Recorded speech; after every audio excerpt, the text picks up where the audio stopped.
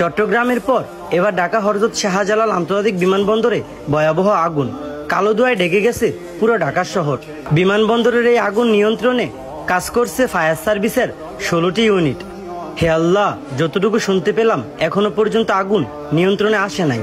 চট্টগ্রামের মতো আপনার প্রাকৃতিক বৃষ্টি দেয়া হইলেও এই আগুন নিভাইয়া দেন। সবাই আমার কমেন্ট বক্সে একবার আমিন বলে যাবেন।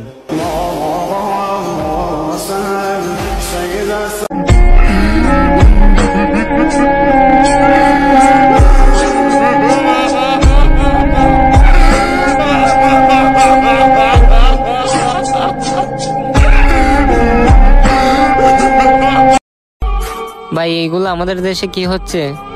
মাইলস্টোনের দুর্ঘটনা এখন পর্যন্ত ভুলি নাই। তার মধ্যে মিরপুরে আগুন, চট্টগ্রামে আগুন, এখন আবার আমাদের শাহজালাল বিমানবন্দরে আগুন। একের পর এক দুর্ঘটনা হতেই চলছে। জানি না কি অভিশাপ লাগছে দেশে।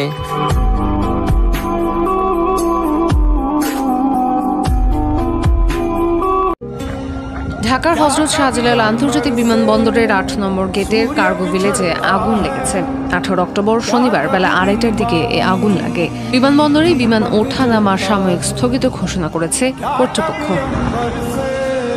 আগুন নিয়ন্ত্রণে কাজ করছে ফায়ার সার্ভিসের ২০টি ইউনিট। আরও ১২টি ইউনিট ঘটনাস্থলে যাচ্ছে। নৌবাহিনীও আগুন নিয়ন্ত্রণে যোগ দিয়েছে বলে জানিয়েছে আইএসপিআর।